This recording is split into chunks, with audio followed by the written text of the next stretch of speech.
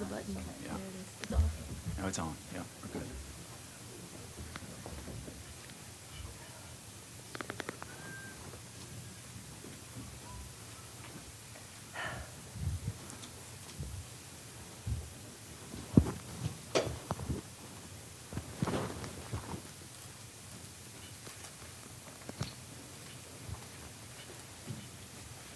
All right, Barbie, you all set?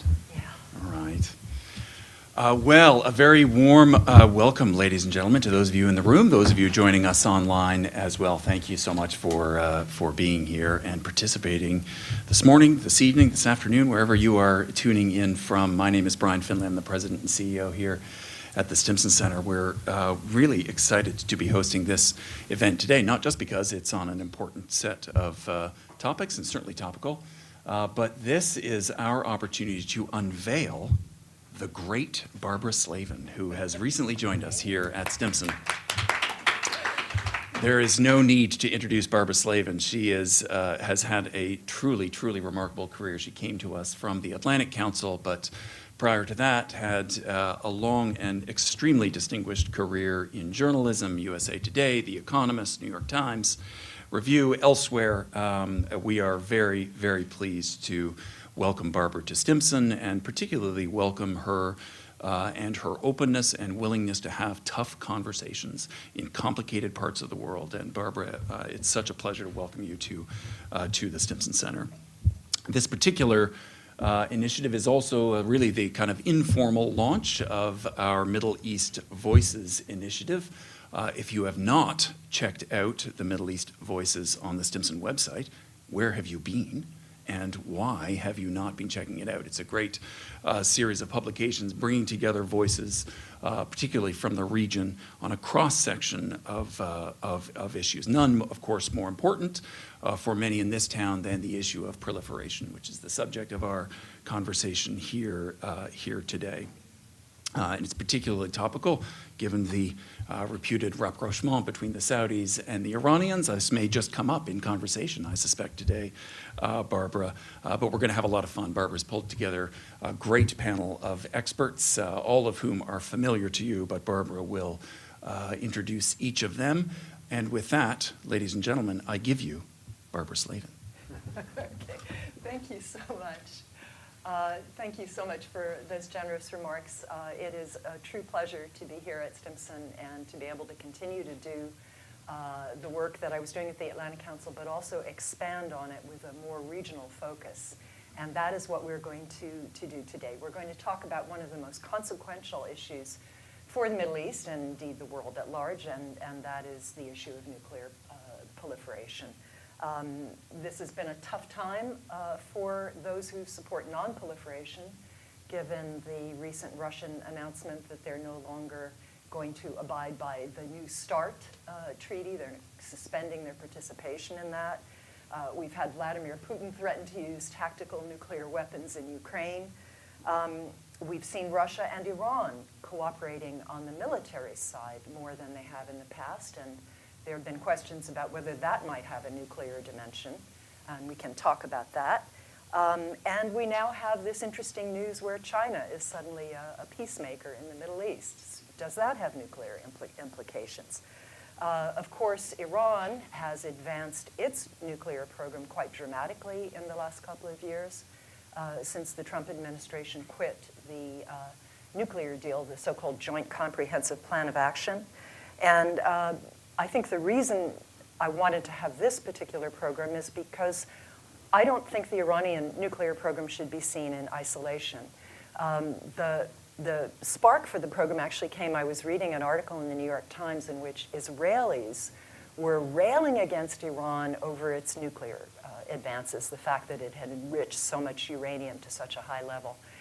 Nowhere in this long article did it mention that Israel has maybe 100 nuclear warheads.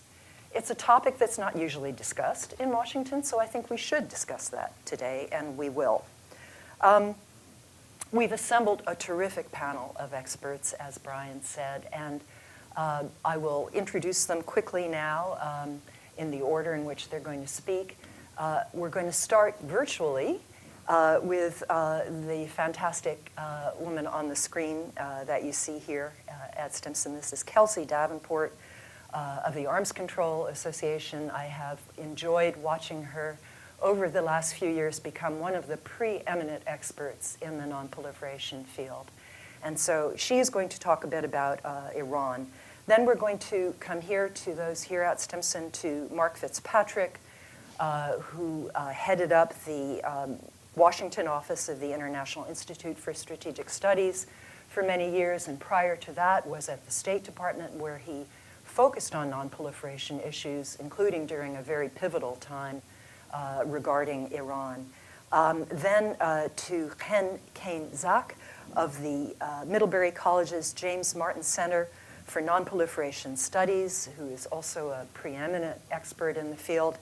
And last but not least, to Masa Rui, who is a research fellow at the Institute for National Strategic Studies at the National Defense University. So a real powerhouse panel.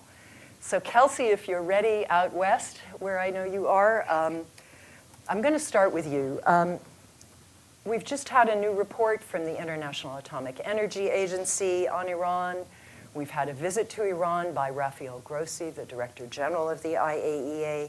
We've had a Board of Governors meeting of the IAEA. So bring us up to date on where Iran's program stands, and particularly on its level of cooperation or lack thereof with the IAEA. Great. Well, thank you so much, Barbara, and to all of you for tuning in. I'm sorry I can't be there in person, but it's great to be joining you for this important event. So since talks to restore the 2015 nuclear deal broke down in August, Iran has really rapidly expanded its nuclear program.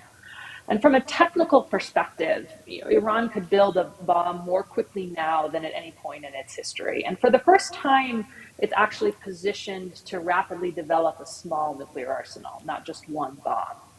Now, I do want to be clear in this assessment that there's no indication that Iran has made the decision to weaponize. And the 2023 Worldwide Threat Assessment, which came out last week, reiterated that it's the conclusion of the U.S. national intelligence community that Iran is not undertaking any weaponization-related work. And even if Iran were to make the decision to build a bomb, it could still take 6 months, possibly a year. But given the size of Iran's nuclear program and the nature of its activities, the risk of miscalculation is really increasing quite rapidly. As Iran, continues to advance, continues to try to build leverage, it risks misjudging the available space for escalation, possibly triggering a military response from Israel or the United States. And the risk of proliferation is increasing because even though Tehran hasn't made a decision yet to weaponize, the speed at which it could build a small arsenal is going to impact that political calculus about the value of nuclear weapons. It's also becoming more challenging now to discern if Iran's nuclear activities are about building leverage to position itself to move more quickly to a nuclear weapon or to remain on the threshold of a nuclear weapon, or if it's, or as I said, if this is intended to position itself better for a weaponization decision down the road. Now, as a result, I think we're seeing the consequences of Iran's actions here, an uptick in military rhetoric, particularly from Israel. But what we're not seeing yet is the diplomatic urgency that I think is necessary to try to de-escalate this crisis. And I think as we look towards the coming months, there are a number of flashpoints and areas where I think the proliferation threat is only going to increase. So I just want to talk briefly about 3 areas of concern in particular that could kind of change the calculus regarding the proliferation risk in the coming months. So the first thing I would note is that Iran's breakout is dropping. Now, breakout is a technical calculation of how quickly a country could produce enough nuclear material for a bomb. Currently, Iran could produce that material for the first weapon in about a week. Now, as I said, it could still take 6 months or a year to weaponize, but that would take place at a covert facility. It's more challenging to disrupt that weaponization process. More concerning, though, is that Iran could now break out to about 4 weapons in less than a month. And that rapid breakout to multiple weapons really increases proliferation risk because one bomb doesn't provide a lot of security value. But if Iran can move rapidly to 3 bombs, 4 bombs, then it has greater security benefit. So as that month window for 4 bombs continues to decrease, the proliferation risk will rise. Now, I would also note that as a second point, where Iran is conducting some of these most proliferation sensitive activities is of increasing concern. In November, Iran announced that it was going to start enriching uranium to 60% at the Fordow site. Now, Fordow is a location that Iran had used for uranium enrichment prior to the JCPOA. It's deeply buried in the mountains near the city of Qom. It was likely intended to produce material for a weapons program in the past. That's probably why it was originally constructed in the manner in which it was. And for those reasons, Iran was prohibited from enriching uranium there under the JCPOA. But not only have they resumed enrichment at that site, they've enriched to 60% now at the location, which is very close to the weapons grade 90%. And they're expanding their capacity there. They have plans to install an additional number of more efficient centrifuges which enrich uranium more rapidly. And they've also been changing their centrifuge configurations there without properly notifying the IAEA. And so for all of these reasons, there's an increased risk that of proliferation. I said because these more sensitive activities are occurring at this Fordow site, which would be challenging, if not impossible, to disrupt using conventional military means. Israel would certainly need the U.S.'s assistance to try to target this location. So Fordow is of increasing concern as we look at Iran's nuclear program going forward. Now, the third area I would flag is the challenge that's arisen because of the monitoring gaps in Iran's nuclear program. Now, Iran is implementing a safeguards agreement with the International Atomic Energy Agency that's legally required under the Nuclear Nonproliferation Treaty. But it halted a lot of the more intrusive monitoring and verification mechanisms that were required by the JCPOA. So as a result, the IAEA has not had access to facilities that support Iran's nuclear program that don't contain nuclear materials, since February of 2021. So in this last IAEA report, which was issued about 2 weeks ago, the IAEA really said for the first time that it's lost its continuity of knowledge about Iran's nuclear program. So it won't be able to reconstruct an accurate history and reestablish accurate baselines by which to verify limits if the JCPOA were to be restored. That also would pose challenges in trying to verify limits on Iran's nuclear activities in the event of a future nuclear deal. So that monitoring gap really is quite concerning. Also, there's a much greater risk for diversion at this point. If inspectors aren't able to access, centrifuge, where Iran builds its centrifuges, the machines that are used to enrich uranium, there's more of a risk that Iran could be diverting, centrifuge components for possible, covert activities. There's no evidence of that at this point, but certainly it drives speculation when the IAEA can't access those facilities. Now, the good news is that when Grossi, the head of the International Atomic Energy Agency, when he went to Tehran on March 3rd and 4th, he reached an agreement with Iran to try to increase the monitoring and verification. Iran agreed to reinstall some cameras that are surveilling key sites and some equipment that monitors Iran's enrichment levels in real time. And that could help the IAEA begin to reestablish these baselines. Now, the challenge is that there's still a lot of details that remain to be worked out within this agreement. So, as I said, this could be very beneficial in terms of giving the IAEA more access, beginning to reestablish those baselines. But that's really going to depend on some of the modalities that Iran and the IAEA sort of negotiate. But ideally, this will help deter diversion. This will ensure, timely detection of Iran, enriching uranium to levels above what it's declared, and ensure, any timely detection of any attempts to break out. So it's really quite critical that Iran and the IAEA, act on these measures as soon as possible. Unfortunately, while that visit is a bright spot, it also appears inevitable at this point that absent Iran, mitigating its nuclear advances, that escalation is going to continue. Now, even if Iran doesn't undertake any new actions, as it expands at Fordo, as breakout to multiple nuclear weapons decreases, that proliferation threat is going to rise. And unfortunately, there are also some anticipated dates in the future where it looks like Iran is going to further ratchet up its nuclear activities. Tehran has made very clear that it's going to respond to perceived provocations by disproportionately escalating, and its history over the past several months certainly suggests that. And one of the flashpoints that has already emerged from the IAEA's Board of Governors meeting last week, has to do with the agency's investigation into Iran's past nuclear activities. The IAEA has been seeking explanations from Iran about nuclear activities and materials at sites that were not declared to the agency, dating back, prior to 2003. So evidence from the IAEA, really suggests that Iran, had conducted nuclear activities that it didn't tell the agency about as required. And this is critical to the agency's mission. It needs to understand where the activities took place, the material involved, to ensure that all nuclear material in Iran is entirely peaceful. So the IAEA has to follow up on these activities, even though they took place, more than 20 years ago. And because Iran has not been providing cooperation, the IAEA's Board of Governors has censured Tehran twice, and they have made clear at this last meeting that the board states on the board, will escalate this issue if Iran does not provide, credible explanations for, why the IAEA found uranium at these undeclared sites. And if the board censures Iran, which it really needs to do if we're thinking about upholding non-proliferation norms, writ large, and the board supporting the IAEA in its safeguards role.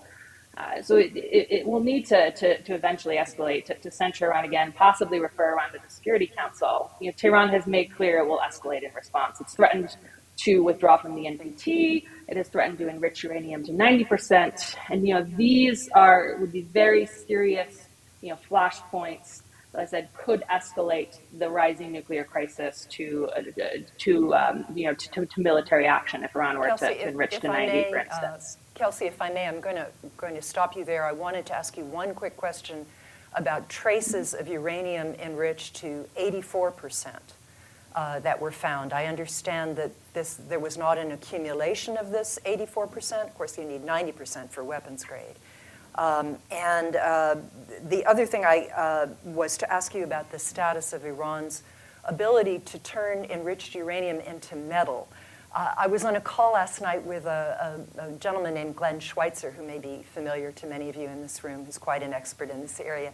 He said that you need 700 metal pieces to make a bomb, and that it would take Iran at least 2 years to figure out how to make the pieces and to put together a bomb. So I don't know if you share that analysis, but if you could just briefly mention that, and then we'll come back to you in a follow-on round. Thanks. Sure. So the 84% particles that Barbara mentioned, these were detected by the IAEA, at the Fordo site. And IAEA Director General Grossi has made clear that Iran is not accumulating uranium enriched to this level. But he also said that discussions with Iran are ongoing. Iran tried to explain the presence of these particles as an unintended fluctuation in its enrichment to 60%. I think it's highly unlikely that Iran would spike its enrichment from 60 to 84% as a result of an accident. I think it's more likely Iran was testing the political responses from the US and Europe, perhaps testing the IAEA's ability to detect deviations in enrichment level, and determining what the consequences might be. They also have been trying to determine what it could get away with between IAEA inspections. So I think the fact that Iran reconfigured these centrifuges, the enrichment level spiked, and a month, 6 weeks later, we're still not clear about the circumstances. That really underscores the risk of miscalculation, the challenge in discerning intentions, that's only going to arise going forward. Now, because of this spike, the IAEA is going to have more access to Fordo. That is, important. But again, these challenges are still going to compound, over time, despite the additional access, because Iran's program has expanded so rapidly. Regarding the assessment for actually building a nuclear weapon and the uranium metal work, as part of its violation of the JCPOA's limits, Iran did do some experimentation over the last few years with uranium metal. They've started to build a production line for uranium metal work, even though they're not actually operating it at this point, according to the IAEA. And that is very concerning because even though Iran did some uranium metal work in the past, it doesn't appear to have mastered that capability, which the US and the Europeans have described as key in weaponization and development. So I think the fact that the uranium metal work is not going on now, is positive, but it is an area where Iran could escalate in the future. Regarding the timelines, I think Iran could move much more quickly than 2 years. Israeli officials have said publicly, 1 to 2 years for that weaponization process.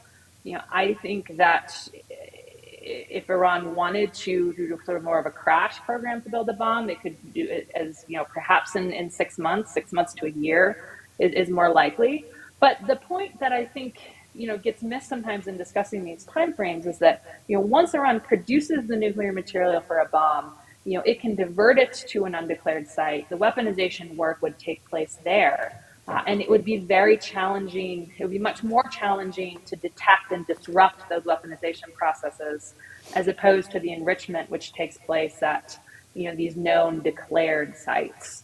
So I think it's unlikely from a risk, perception phase that the U.S. or Israel would wait to act, until after the material is produced and count on that 2-year time frame to try to disrupt a weaponization program.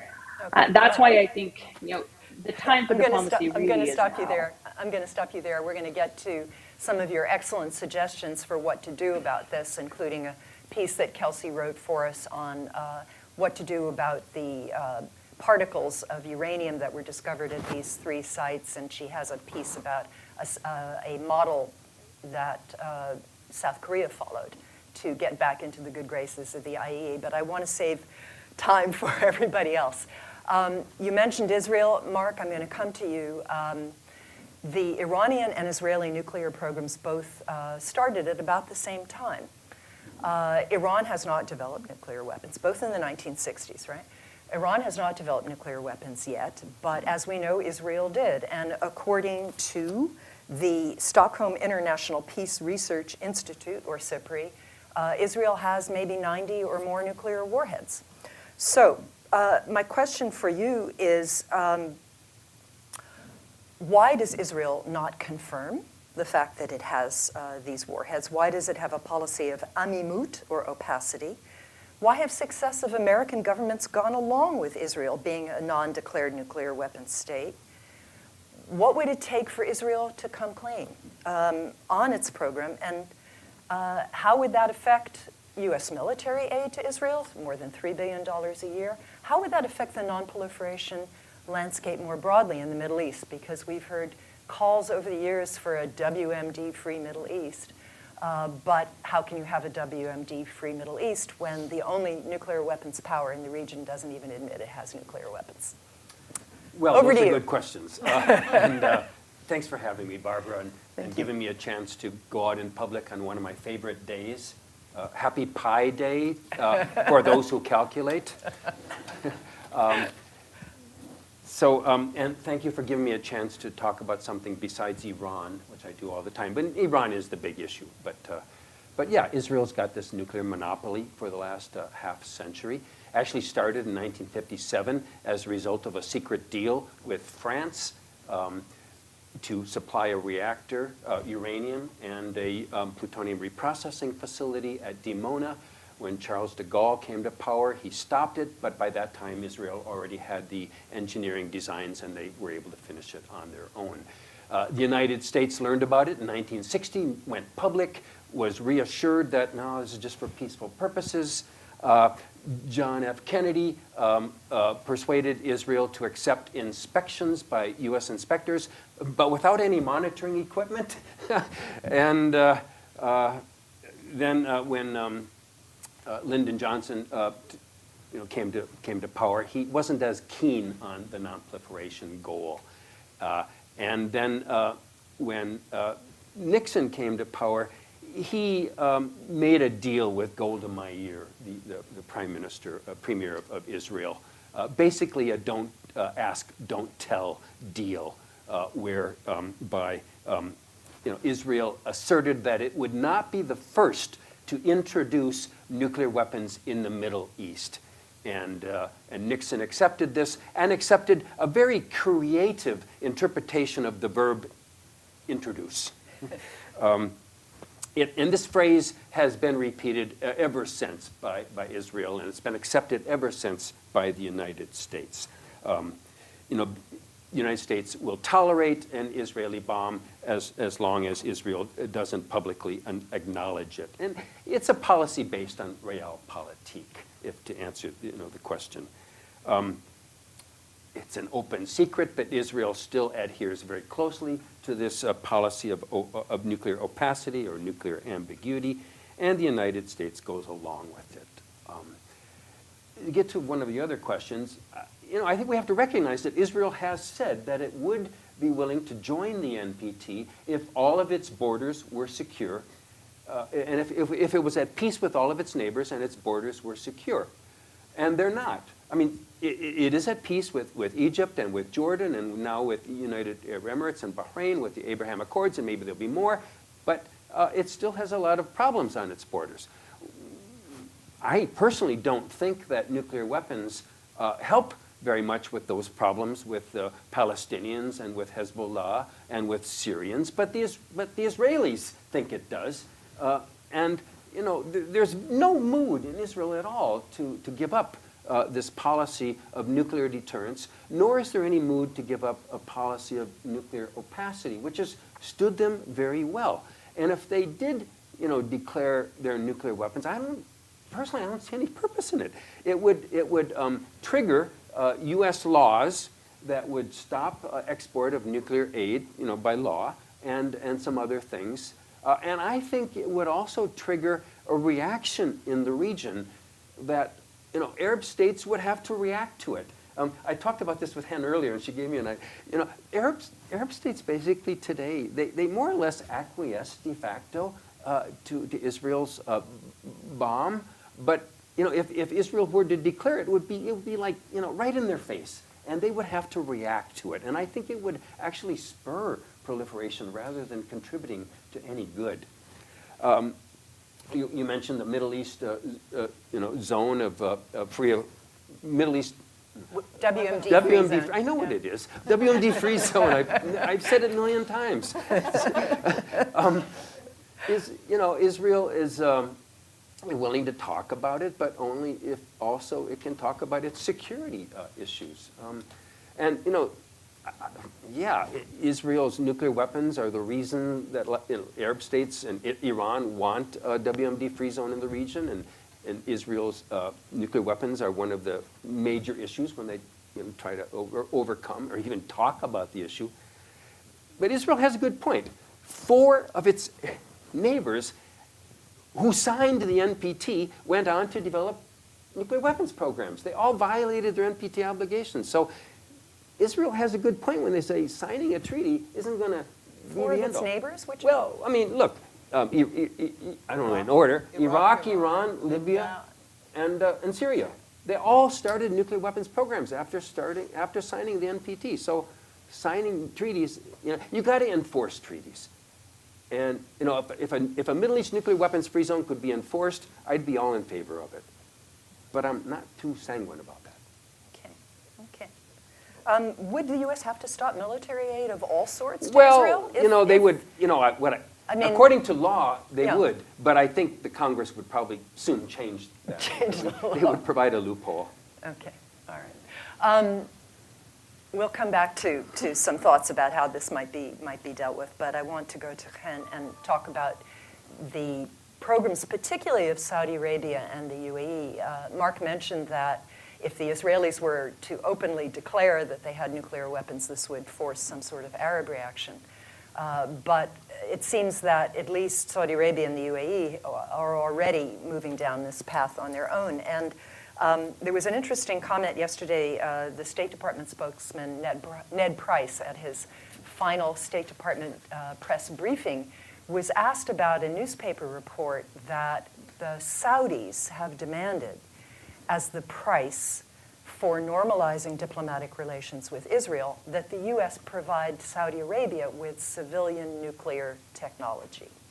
And he was asked whether the U.S. would do this, and he managed to avoid making any comment one way or the other. So tell us about the Saudi program. How far advanced is it? Who might supply equipment to it? Should we be concerned about the level of monitoring or lack thereof of the Saudi program? Would they really get the bomb if Iran does? This is something that Mohammed bin Salman has said. And tell us about the UAE program, which is the supposed gold standard for nonproliferation. They have promised that they will never divert. Could they divert their program? And how easy would that be? Thank you. So I'm lucky I got two programs in the price of one speaker. But so the UAE, both the UAE and the Saudi programs started in the mid-2000s, and the reasons for that are really two reasons. The first is the failure of the EU3, the three European countries, to negotiate with Iran a nuclear deal at the time. So around 2006 is when the talks collapsed. And then the other reason is the increase in oil prices in 2006. The magic number of oil prices is $85. When $85 hits the market of how much the cost of a barrel, this is when, for oil exporting country, it's actually more economic to export it in international market prices rather than consume it domestically for subsidized prices. So in that point, if you want to export the oil, you need to provide some alternatives for domestic consumption, and nuclear energy was decided especially at that point by the UAE. They started actually as a GCC program, but because of delays, the UAE was really keen of going forward and continue with national program at that time. What the UAE really, its logo was, we are everything that Iran is not. We're transparent, we have international partners, and we are subscribing to the highest international non-proliferation standards. So going with the economic logic, and they did it in purpose to, in contrast to the Iranian program, to say we do not need to enrich uranium because it's not economic to enrich uranium. If our purpose is economic, we are going to pursue an economic program that is not including enrichment and reprocessing. They concluded an agreement with South Korea, with a consortium, so it can supply them both reference reactor that already been tried. So they decided in purpose not to go to first in a kind, but something that's already been proved and can be tested, can be installed in the UAE, as well as a consortium that can practically build them the entire enterprise with one contact, but many companies within that. In order to prove their non-proliferation credentials, and again, we need to remember the word in mid-2000s is all the eyes are in Iran and suspicious. So when a Middle Eastern country say, we are interested in nuclear, any technologies, suspicions were spot on. So what they did is and at the same time, in order to get the reactors from South Korea, they needed to sign a nuclear cooperation agreement, what we call 123 agreements with the US. The reason they needed to sign it with the US is that the Korean reactors, the AP-400, were based on Westinghouse, US design. The US said, South Korea, cannot retransfer our technology without our agreement, direct agreement with the UAE. So UAE and the US signed 123 agreement, nuclear cooperation agreement, that included what you call the gold standards, which really is a commitment by the UAE not to enrich or reprocess domestically and to buy those technologies in the international market, which made it really international program as well, because where they're getting the fuel from and who they're getting, who we will send back the spent fuel are not South Korean. So it become really international program.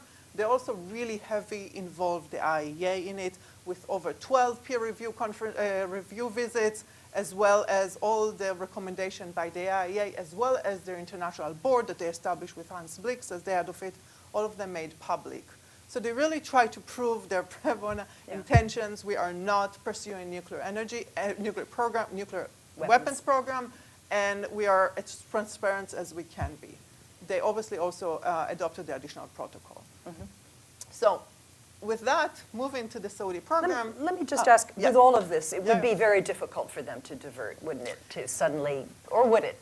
I mean, they are It getting will- knowledge, obviously. It will be, given the fact that they do not have any enrichment capacity, so they need to accumulate enrichment capacity, and where they don't have enrichment technologies.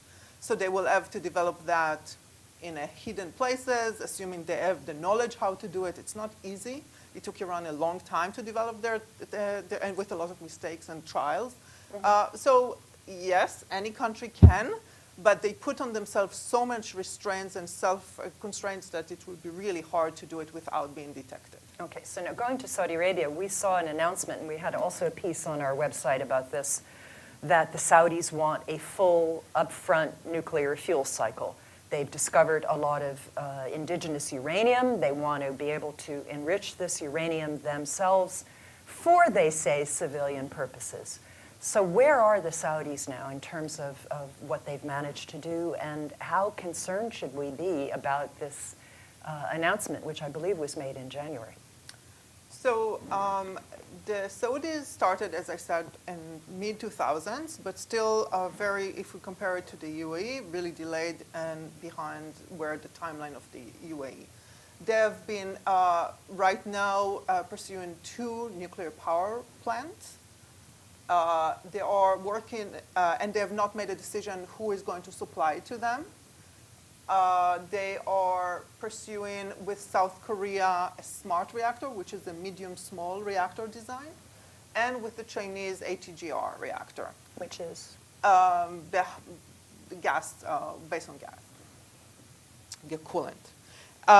Then they also work with Argentina, and this is a research reactor. It's 30 kilowatt of research reactor, which is a very small yield of production. They are also looking, and here it's a little bit correction about what the Saudis are pursuing so far that we know about their nuclear fuel cycle, is that they are mining or attempting to mine and explore uranium, and they made statements that they will pursue yellow cake. We did not see yet any indication that they are doing it, and they have been cooperating with the Chinese on the exploration of uranium. We have not seen any indication of yellow cake yet production. And for our viewers, yellow cake is sort of an interim. Stage. It's an interim step before you actually enrich uranium. It's the second stage. There are several others before. And then when we're looking on what they have been willing to take on themselves, restrain, if we look on, for example, the UAE, the US and Saudi Arabia are negotiating or trying to negotiate on a 1-to-3 agreement over a decade already. The Saudis practically have been resistant to adopt the additional protocol, as well as the restraint that UAE took on themselves, which is the more gold standards, which are no enrichment and reprocessing. The reason for refusing for no enrichment and reprocessing was practically the JCPOA and Iran. What they're saying is that if Iran has the right to enrich and under the JCPOA and the US acquiesce to that, why we are going to restrain ourselves? So as long as Iran has those capabilities, we are not going to agree to that. The reason why they are not agreeing to adopt the additional protocol is more unclear. I heard many reasons, and none of them was really speaking to me that is relevant. So I would say it's really unclear why they have been resisting. So if we put that in context, we really see that the Saudi program is in infancy, right? It's like they really do not have capabilities yet. They're exploring different things, but it's not the capabilities by themselves they do not have. But when we look on some of the activities that they're doing and the statements that they're making, this is make us concerned about intentions. And when we're speaking about intentions or some obscure activities that they're doing, I will just mention several of them. So first, and Kesley spoke about the safeguard agreements between a country that has a nuclear program to the IAEA. Saudis have not, they have a safeguard agreement that is really old. It's called the SQP, the Small Quantities Protocol. And it's a protocol that was developed in the 1970s for countries that did not have nuclear activities. The Saudis are refusing to amend it to or a revised SQP, or which has given the IAEA more tools to verify the absence of nuclear material, because those protocols are only for countries that do not have nuclear material, or to adopt the additional protocol. So the Saudis have been really refusing to do that. They have been refusing to adopt the CTBT, the Comprehensive Test Ban Treaty, as well as having ballistic missile capabilities. So all of those, and obviously the statements, and Mohammed bin Salman was the latest, but there are many more officials that have been echoing the same sentiment, that if Iran will pursue nuclear weapons or acquire them, we will pursue them as well. So with all that package, the question is related to intentions, and when we couple it with capabilities, if they were going to pursue a nuclear program that has especially enrichment and reprocessing, that puts us in the alert of what exactly the intentions are. Yeah. The piece that we had on the Saudi program suggested that some of this might just be for sort of nationalism and prestige, to give the impression that Saudi Arabia was going to be able to compete with Iran, whether it could or not. It was an interesting theory. I'm not sure if that's part of it. It could be part of it, I suppose. So the relationship between Iran and the Saudi Arabia are very complex, and there are multifaceted to it. Definitely one of them is competition in the region and leading the Muslim world. But there is, this is one facet. There are many others. I would say hedging is another one. So when you're looking on the program, what Saudi Arabia might be trying is to acquire the minimum capabilities that will give them the capacity, if decide one day, to move to nuclear weapons without really needing to make the decision right now.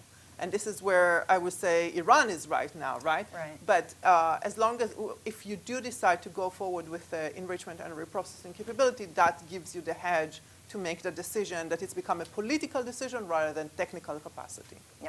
One last question, and this, we always hear this, that if Iran gets the bomb, the Saudis could simply go to Pakistan, which it has supported over the years, and say, give me some of your nuclear warheads.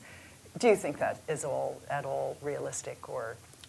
Obviously, I read the same reports. I am not sure that that Pakistan and exactly what is the transfer, how the transfer will look like. You don't just hand nuclear weapons. That doesn't work like that. Who will have the control? How it will happen? How it will happen without detection by the international community or the intelligence agencies? I think many risks, and I'm not sure Pakistan, when calculated what the risk and what the possible benefits out of it, will make that decision and will want to take that risk. Okay, I'm glad to hear that. By the way, as we continue with this program, please, those of you here in the room and also those online, if you have questions, start to think about them, because we will be taking, we'll leave a lot of time for your questions.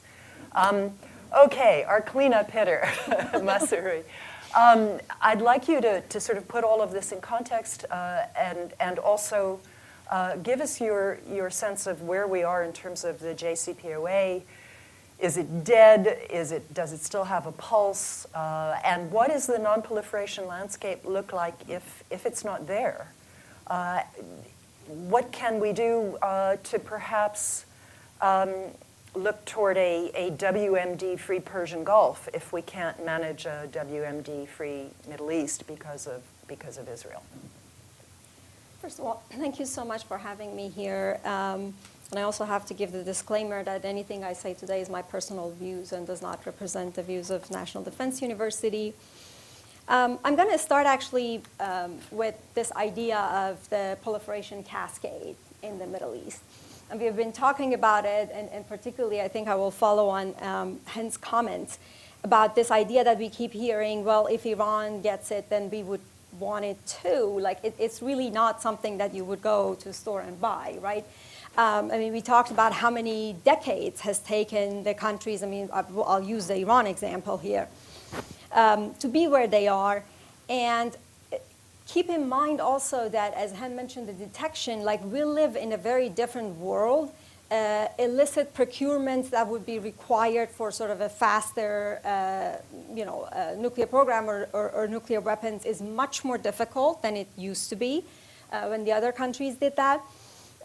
Detection is much easier, the monitoring, there's been so many lessons learned. And I think the most important issue that I often see ignored is that, well, even if Iran gets to that point, or that Iran is now a threshold state, it has paid dearly for that, right? So if you look at the amount of sanctions and the damage to the economy over the years, I don't think either UAE or Saudi would even be able to consider being under similar sort of restrictions and sanctions given how integrated they are in the international economy. The difference is Iran is a larger country. It can afford to do a lot of things indigenously when it's sanctioned. It was already under sanctions due to human rights violations and terrorism, and so it knew how to deal with that. So there are all these differences. And that Saudi and UAE rely heavily on US for their security, and US has a very strict non-proliferation policy. So all of that put together, while I think we need to be thinking about all of this, I don't think it's a short-term concern. It might be medium-term and long-term, and we will have enough time to address it. So I'm not as alarmist as whatever happens to Iran, this will have this kind of effect in the region. Second is a larger context. I think when we think about the cascade and in general what's the future of non-proliferation, we keep talking about Iran and what it will imply, but there's a lot of different issues happening that are affecting non-proliferation. One would be Iran, but there's also the question of whether South Korea decides to weaponize. There's the question of how frustration has built in many of the NPT members about the lack of progress on disarmament. And then another example is the Russia war in Ukraine and how much the rhetoric of the value of nuclear weapons have again surfaced. So I think when we talk about non-proliferation, we need to think about this as a context and as an international issue rather than everything is sort of pinpointed on what Iran does or doesn't do. And with that, I'll get to the JCPOA question that Barbara asked. Is it dead? In my view, it is. And I'm of the, there's a lot of controversy surrounding this issue. And I think almost everybody kind of agrees that it's dead. I think that the disagreement is on, okay, how to move forward.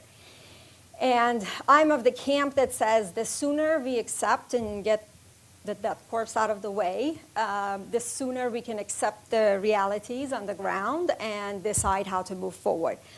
And with that, I believe, again, for a variety of different international conditions, as well as domestic political issues in Iran, in the US, I don't think there is any kind of possibility, again, in the near term, let's say next year for now, to have any meaningful negotiations or direct negotiations to achieve an agreement.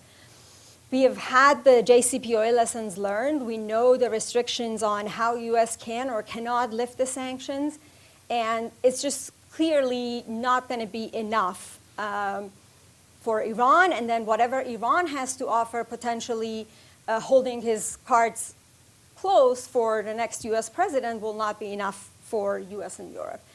And then add to that the human rights abuses during the uprisings that is continuing in Iran, which is make it incredibly difficult and, in my view, impossible for either US or the European countries to have like an agreement with Iran for the right reasons. So what can we do? I think short of this kind of like if we move past that and accept that such a thing is just not feasible right now, then we got to think about, okay, how can we best navigate the situation we're in now and avoid further escalation until a point where this wait and see approach that many countries are having for a variety of reasons, whether it's war in Ukraine or domestic politics, etc., is resolved, and then we can think of a better way to move forward. And for that, in my view, bilaterals as well as sort of back channel discussions would be the solution rather than sort of open diplomacy. And in that, I want to make another point, which is we keep talking about the red line, and the reality is there is no such a thing as a red line. Like nobody knows what that line is, right? So US says we will never allow Iran to develop a nuclear weapon. But where is the point that the US considers as Iran actually crossing that line? And nobody knows that. And we heard the discussion between Kelsey and I think Barbara about how much the weaponization process takes for Iran. And I've heard very different estimates. And again, like what it tells me is that nobody can know for sure how long it would take Iran to actually weaponize if it decides to. And then add to that the potential ambiguity and all the sort of diverging perceptions, which are hugely dangerous, which, for instance, in Iran, there's a perception that US under no circumstances would be interested or able to afford another war in the region. And if US cannot do that, then Israelis will not. And that lack of clarity over a red line that we cannot know, I think creates a lot of space for miscalculation and miscommunication. So I think if we put the red line aside and think about a red zone where the sides can actually agree on certain actions that could be considered highly escalatory and that they would respond accordingly, I think that understanding, again, through back channels or discussions through mediation, would be hugely helpful to just get us through, I would say, the next year or a couple of years, and then see how the situation in Iran unfolds, US election, et cetera, and then take it from there. So I'll leave it at that. Thank you. I find that idea of a red zone instead of a red line. I mean, I don't know how many of you remember Bibi Netanyahu at the United Nations a few years back with this drawing of a crude bomb and a red line through it, which, of course, the Iranians have blasted through long ago in terms of, he was worried about 20% enrichment at the time. I think that's a very interesting idea, and I'm going to ask all of our panelists about this interesting China development. I'm going to go first to Kelsey.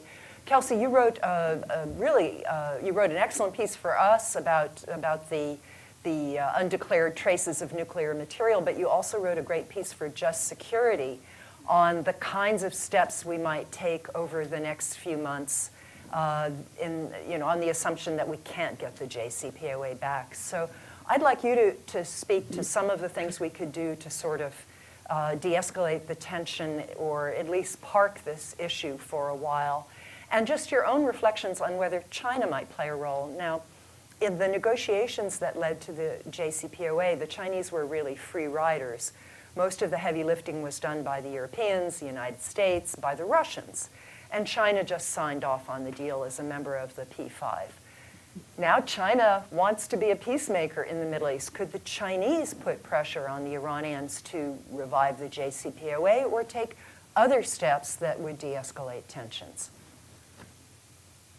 Well, I agree with Masa. I think the JCPOA is dead and we need to move on. I mean, the Chinese had an opportunity in the negotiations up until August to really play a proactive role in trying to push Iran to the table. I mean, before Russia invaded Ukraine, we saw Russia playing a positive role. China could have stepped into that void.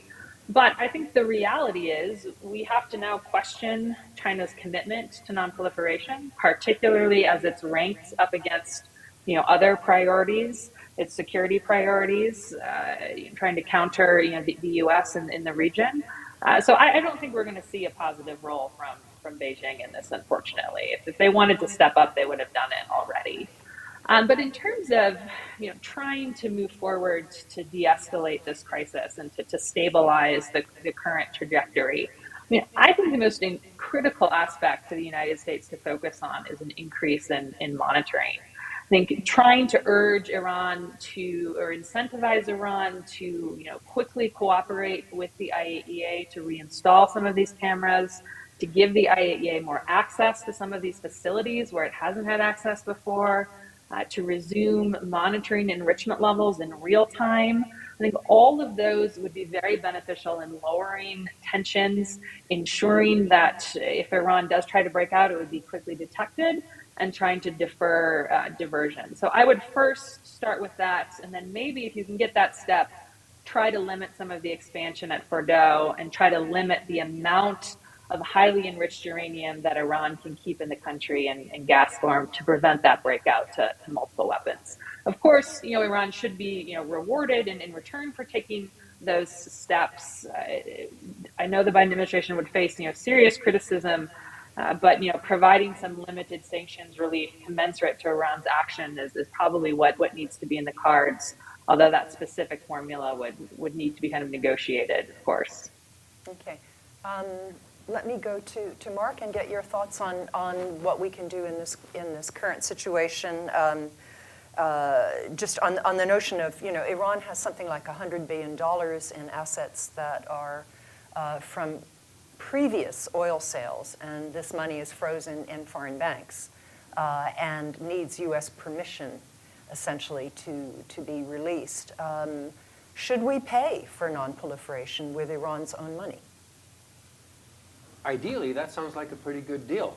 It's not our money, and if we can get security benefits from it, of course. I mean, but that's the whole JCPOA premise, right? Sure. Sanctions are lifted. Iran re-adheres to the limits, accepts the intrusive inspections. But I think your question is probably more one of like, since the JCPOA is Moribund. Yeah. Should we use that leverage, whatever leverage there is with for incremental for that progress, money? Yeah, and because there's so much of it, $100 billion maybe, or maybe it's less. Some people say it's less. How much Iran actually has could use is maybe less. But yeah, so you could have a range of, Iran accepts a little bit of limits or accepts more, and then you calibrate the amount of frozen assets released depending on how much Iran accepts. That's the kind of trade-off that diplomats often would try to calculate. Okay. Do you have any other thoughts about what could replace the JCPOA? It's interesting. I was on an online panel with some folks, including a gentleman named Nasser Hadian, who many of you may know. He's a professor in Iran who's been very involved in these kinds of negotiations in the past. And he said that Iran would actually like a longer and stronger deal. This was a catchphrase that the Biden administration came in with, that Iran now sees all the flaws in the JCPOA in terms of your inability to guarantee what happens under future administrations, and would like something that is more for more. Should this be explored, or is this just too pie in the sky? I wish Nasser was on the Iran negotiating team. He would be a great negotiator. He's full of great ideas, and some of them are a bit crazy. But, Iran doesn't even have a team that's willing to talk to the United States. So it's kind of hard to find out what their real intentions and fallback positions might be, since they won't talk to us. Yes. Nobody's talking with anybody right now, as far as I can tell. I really, like Masa's idea. There got to be some kind of talks going. Yeah. You need to start off somewhere in secret, and whether it be China or Oman or somebody, because, I think Iran does have incentives to seek. I mean, the state of their economy, the state of their currency keeps dropping. So they have a reason to try to get some sanctions back, but they don't seem to be interested in making a deal that would be to their own benefit. And I think it's because there are multiple actors in Iran that are blocking it. I think there's also a lot of inertia in a program that they've been working on for over half a century. But be that as it may, I wanted to ask you about this new agreement that has been brokered between Saudi Arabia and Iran by the Chinese. Of course, there were talks that went on in Iraq for several years before that, and the Chinese just swept in at the last minute and kind of put the bow on the present there. Is there a nuclear dimension to this? Do you think that the Iranians and the Saudis will talk about their respective nuclear programs at all? That Saudi Arabia will expect Iran not to cross red lines or even go into a red zone as part of this understanding? Or is this more just that they stop actively trying to undermine each other's governments as they have been in recent years? we are yet to be seen what the agreement is actually bearing itself. So right now there is an agreement to restart diplomatic relationship, or at least not to freeze them anymore. But what it actually means in reality will yet to be seen. I would say both countries' concern of each other, immediate concern of each other, are not nuclear. When you look on the Saudis' concern with regard to Iran, nuclear is not in the list. It will be somewhere, but for Saudi, the Iranian aspect is being taken care by the US or by Israel. So this is not something that is the main concern from a Saudi perspective. And from Iranian perspective, Saudi is not the partner to speak with on their nuclear program. So I do not believe that that will be an item in either country's main national interest towards each other that will be discussed. I do not see Iran making any concession to Saudi Arabia without getting anything back. And I do not think that when Saudis demands from Iran, nuclear will be in the first 10. So I really don't think that that will be a major issue within the current process. And finally, Timasa, about the Iran has gotten much closer militarily to the Russians. This is something that we've seen since they intervened together in Syria to save Hafez al-Assad. Now Iran provides drones. The Russians are going to provide advanced fighter jets to Iran, supposedly. Is there a nuclear dimension there as well? The Russians are the ones who completed the reactors at Bushehr that the Germans started in the 1970s, and it's still Iran's only civilian power plant. Sure. So I think there's definitely a perception within the Iranian political elite that there could be a nuclear dimension, right? So if you look at when the JCPOA happened, I mean, I strongly believe if it wasn't for Russia and China kind of being on board with the sanctions impositions, that we might have had a different sort of situation. And so right now, China is, helping Iran with sanctions evasions, buying Iran's oil, et cetera, as well as some other countries. But Russia is the same. So we have a very sort of transitioning landscape, if you will. And I think Iran knows that and sees that and would like to see how, again, it unfolds. And in a scenario where the conflict, the Russia-Ukraine and Russia-US just sort of gets worse and worse, then I think there's a perception that Iranians could see a scenario that not only the Russians will not be strict on Iran, but there potentially may be turning a blind eye kind of policy. So I think they believe that the Russian non-proliferation policy could be flexible given the circumstances. I'm not saying if that's true or not. I'm just saying that perception definitely exists, and it impacts their decision making. And that is all about sort of a changing world where they think is materializing, in which US does not have monopoly over sort of international agreements or institutions. And we're moving to a multipolar world, and that comes with a lot of different things, such as then sanctions may not be as effective, US will not have monopoly over financial systems, et cetera, et cetera. And if I may, I want to disagree with Mark on Disagree something. with Mark. Go for it, go for it.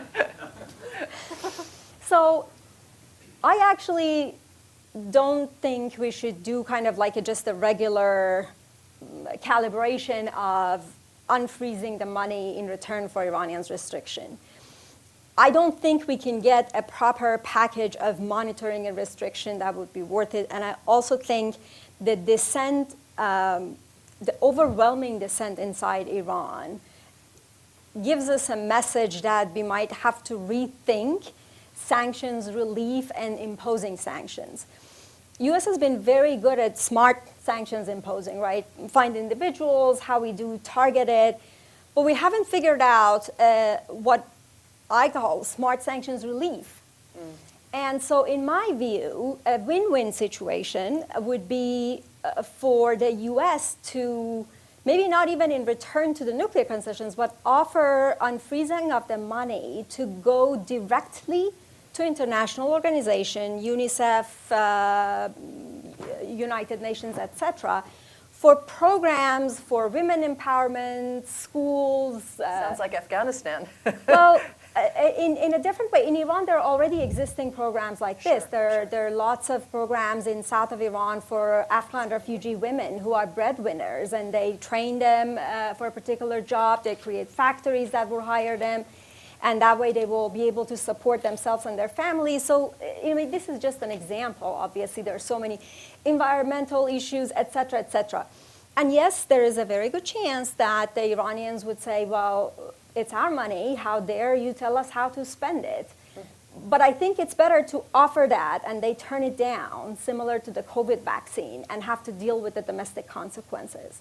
Interesting. And if they feel like they can't deal with domestic consequences, then they would accept it, and I think it can be really a win-win for all sides. Very Can interesting. I offer just Quickly, an 'cause I wanna addendum, get to not our a audience. debate, but already the United States has offered Iran to use some of the frozen assets for humanitarian goods, because there is a carve-out in the U.S. sanctions that allow this. Yes. So if Iran was interested in humanitarian programs, they would have already accepted this.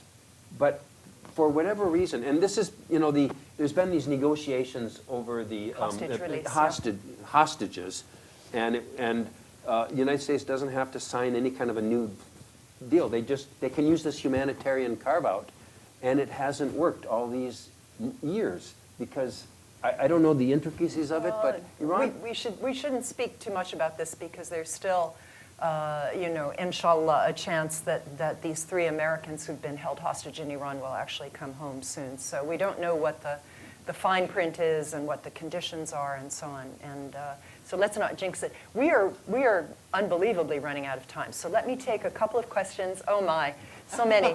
We have some great questions also online. So I'm going to take 3 here all at once, and then I'm going to go to online. So Sina, Azadi, I saw your hand first. We'll start with Sina, then we'll go to Greg, and the lady there. And we'll take those 3. Go. Thank you, Barbara. Thank you, everyone. Mark, if I may, and not to put you on the spot, but on the issue of Israel, VP Narang says in his Seeking the Bomb, he says that Israel's nuclear weapons program was the strategy of sheltering, meaning that the United States would provide shelter for Israel and Pakistanis, in a way, to go for the bomb, right? Now, let's say if Iran has gone for nuclear weapons, do you think that there's a chance that the United States would provide the same, quote-unquote, sheltering option for the Saudis to, in a way, deter Iran? Or would it station nuclear weapons in Saudi Arabia in a way to deter Iran? Is there... Okay, Yeah. very good. Greg, let's go to you, get your question, and then the lady in the back. Yeah. Yeah, the panelists have given us examples of how, from a Middle Eastern perspective, the U.S. suspends its nuclear non-proliferation objectives with regard to Israel. There's been a lot in the news lately about the U.S., UK, Australian agreement for the U.S. to build submarines that require highly enriched uranium for fuel. How is that kind of thing received in the Middle East? Is this kind of like a ho-hum, or is this a big deal for the Middle Eastern countries? AUKUS. And then finally, lady in the back there. Thank you very much for the panelists for their insight. My question is a little bit on the legal side, on the nuclear law. Do you think it's applicable in the region where many countries, and like the Arab countries, are more vulnerable between 2 or 3 powers who are pursuing the nuclear empowerment? So do you see the international nuclear law is helping these countries to be protected or to reduce their vulnerability? And if not, what could be done for the non-nuclear power countries? Thank you. Good questions also. Let's see. The first question on Israel, I guess, was directed to you, Mark. So you take that one. Sina, without accepting the premise that the United States provided sheltering to Israel, and you also mentioned Pakistan, and I think it's even, I would resist that even more. But let's go to the question. Would the United States see any kind of security benefit to Saudi nuclearization as another means of containing or balancing Iran, or would we even think about ever stationing U.S. nuclear weapons there? This goes to a question I've been struggling with a lot concerning South Korea. South Korea is the question where the issue where this really applies. And U.S. the United States government has had a non-proliferation policy for half a century, not to allow its allies, much less its foes, to have nuclear weapons. Israel was the one exception to that. That was the exception. And I don't think the United States would make an exception for any other country. But, who knows? If some person became president who didn't care about that kind of thing, maybe bets are off. Let's not go there. Let's see. We had the question about AUKUS. Who wants to deal with AUKUS? Do you want to take that? I can try to get it. Sure. So I would say AUKUS, from Middle East perspective, is sitting in a much broader crisis of the non-proliferation regime. It's a crisis because of Ukraine war and the threat of nuclear weapons, and the fact that the Budapest Memorandum was really ignored. So given a country security assurances and then not following up on that, this is what resonates with countries in the region, because what they're saying is that we cannot count even on agreement of security assurances. So going back to the question about security assurances, this is an issue from Middle East, especially Arab, to some extent also the Israeli one, that where the U.S. really stands and can we rely on them as a security guarantor. So I would say we put AUKUS in a much broader non-proliferation regime context of really collapse of what we knew almost as the regime and what is acceptable and what is not acceptable. With AUKUS specifically, I think there is only one aspect that maybe more specifically resonates with countries in the region, and it's the submarine aspect in Iran. But Masa might be able to even further on that. But I would say countries in the region are rethinking where the regime, how effective it is or not, how much they can rely on it or not, and going to security assurances, which is mostly conventional, but also nuclear on some aspects. They really question those credibility. And that's a danger, because when countries do not or cannot rely on their allies to provide security, they might turn to their own capabilities to do that. Yeah. We have a bunch of incredible questions here that came in online. And the first one is from Bob Einhorn, which I'm sure is a familiar name for many of you here. And I don't know who wants to take this, but this is a question about Turkey. What about Turkey? It has major regional ambitions, an autocratic ruler, and a large and growing industrial base. Erdogan says it's unacceptable for some countries to have nuclear weapons when Turkey can't. It refuses to rule out an enrichment capability. It's receiving nuclear reactors from Russia. Should we be worried? Who wants to take that? So Bob is expanding the definition of the Middle East here. And, Near East. And I mean, of course, it's the obvious question.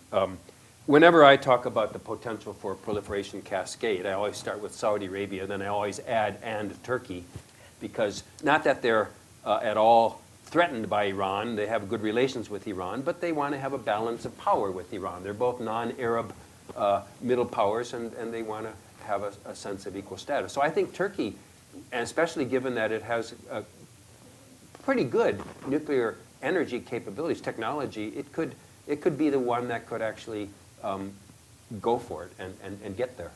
So if I can add, though, Sure. The reason it's a second, and I would say far from being a second in the sense of Saudi Arabia, but then I would put it even lower in this being a second in the sense of two reasons. One is that Turkey did sign the additional protocol. So from restrictions point of view, it has higher restrictions, and it will be a higher level of violation to try to actually go through that. The other reason is NATO.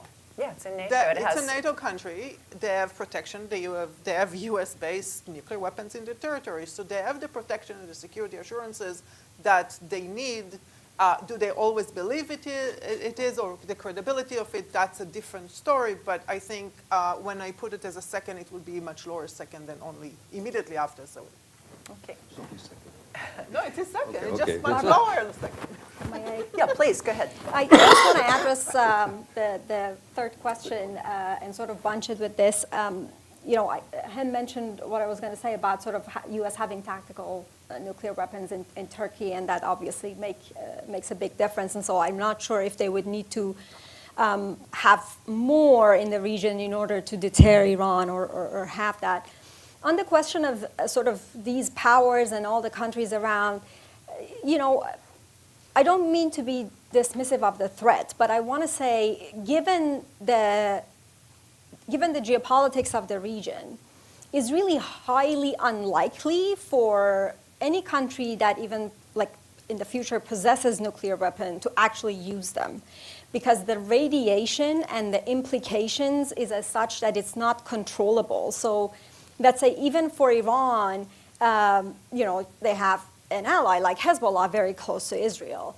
Again, hypothetically, so everybody, the proximities are as such that it makes it difficult. So really what it comes down to is, what does that having of a nuclear weapon which protects that country potentially from attack by great powers or other countries, allows that country to do in their conventional military space, right? Is it going to give them a blank check? Is it going to... So it's really that kind of behavior that is already ongoing, that the dynamics of it would be hugely transformed. And that's really the concern for most of these countries when we talk about sort of proliferation in the region. Yeah, I remember someone telling me for a book I wrote that having nuclear weapons would give Iran more geopolitical oomph. And, just being one of that club obviously conveys a lot. This is a question from Hassan al-Hassan. If Middle Eastern states, say Saudi Arabia or Turkey, pursue nuclear hedging with Iran in mind, then would this imply that they doubt the U.S. or Israel's resolve and or ability to take military action to prevent Iran from possessing nuclear weapons? Is that what that reflects? Maybe, can you want to do that one? So I think the short answer is yes. The more complex answer is, can they actually pull it off? So there are huge debate, and as I mentioned already, doubts about the credibility of U.S. assurances that already provided. The countries in the region, the Gulf states, or some of them ask for more formal security assurances and got practically refused. So the question is, given the fact that there is an issue of the U.S. rebalancing to Asia, there is no JCPOA anymore, there is some withdrawal of further troops, so the presence is there. There is doubts and there are concerns about the U.S. credibility of their assurances. Can they actually pull off their own capabilities? I would say, as I said, it's complex, it's hard, it's not going to be immediate for sure.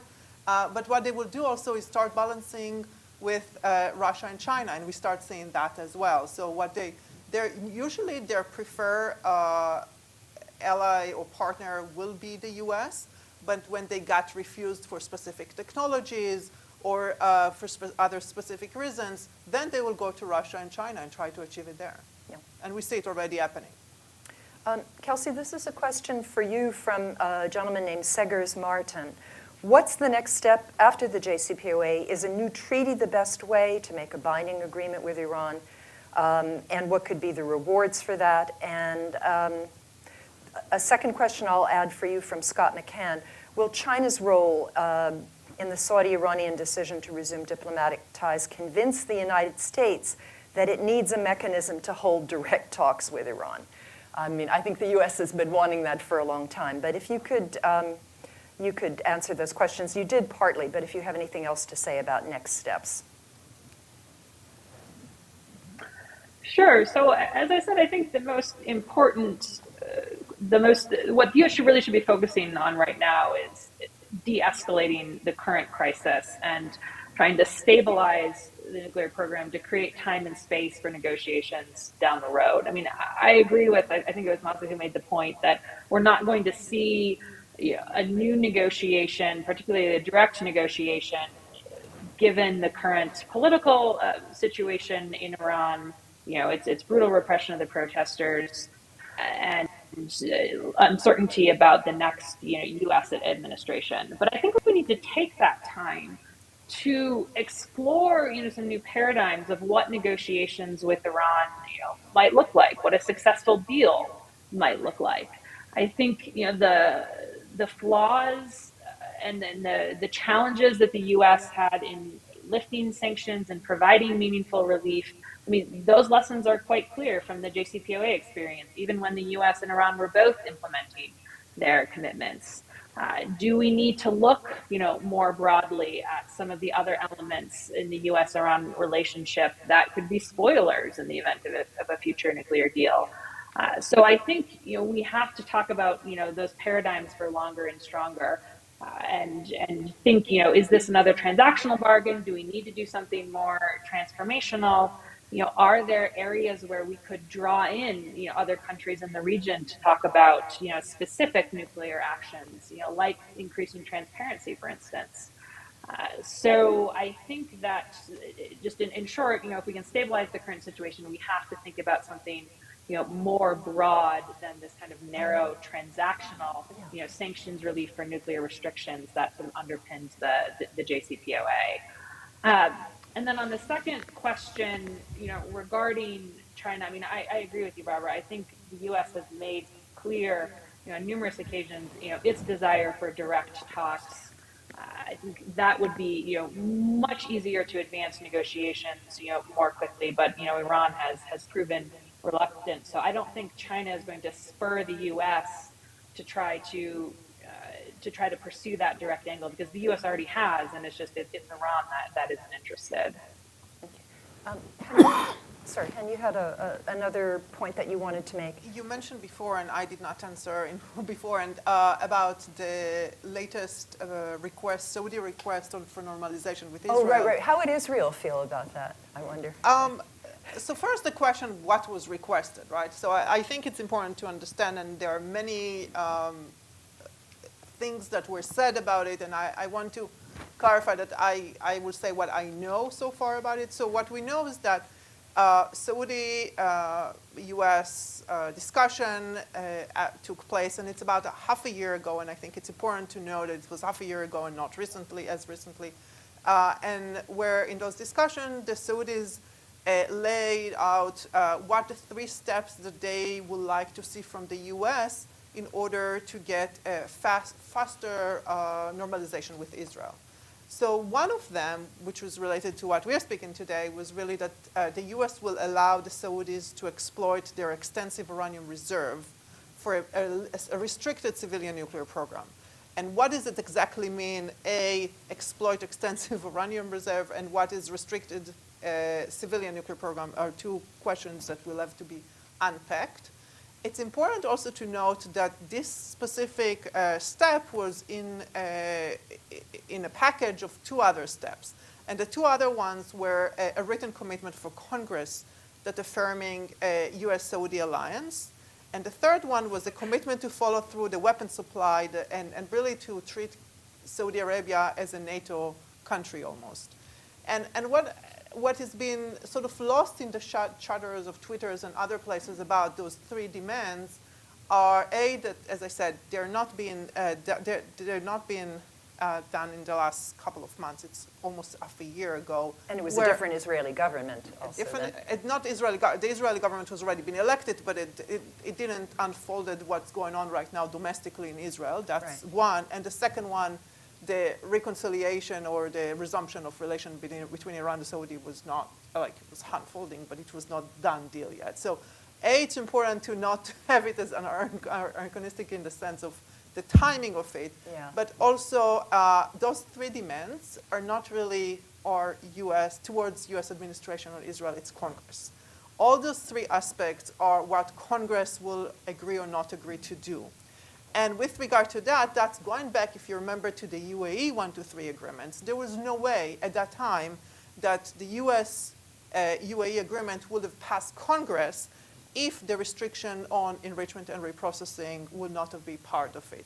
So for the Saudis to understand that and understand that unless no administration will put into or submit to Congress an agreement with no additional protocol and restrictions, because Congress will not approve it. Yeah. So I think it's in a context of really understanding that this is demands to Congress, and all of us in town know what the perception in Congress on Saudi Arabia are. Yeah. So I think it's important not to I think forget those I think that's aspects. very important, because this was a breathless scoop from some Israeli reporter who did not put the timing in it, made it sound as though it was a new Saudi demand to the United States for normalization with Israel, rather than something that took place some months ago. So this scoop of news has been reported already, just most people did not notice Didn't notice it. All right, well, that also happens in this town. Any last thoughts from Masa? Do you want to add anything, or Kelsey, before we wrap this up? I learned so much. I mean, I thought I knew this topic, but my God, it's bottomless. I hope we've helped to put things in context. I actually feel a little more relieved in some ways than I did when I came in. I feel like we actually have some time and space, and I think, Masa referred to the Iranian economic situation. It is dire. And just the fact that this agreement with the Saudis was announced has strengthened the Iranian currency dramatically overnight. And I can't see, frankly, Iran taking aggressive nuclear steps that would put that very limited economic recovery into jeopardy right now. I think they need all the stability they can get. The Saudis have their Vision 2030. They don't want more rockets flying in from Yemen. They certainly don't want a war with Iran, and if that upsets the Israelis' dreams of a united front against Tehran, well, too bad. It's good news, and let's hope that we continue to see good news from part of the world that does not often give us good news. So I want to thank my speakers. You're all amazing. I hope you'll come back. Maybe we will revisit this topic in a year and see where we are. And thank you to the audience here at Stimson and online. We really appreciate your attendance. So thank you very much, and we'll see you again soon.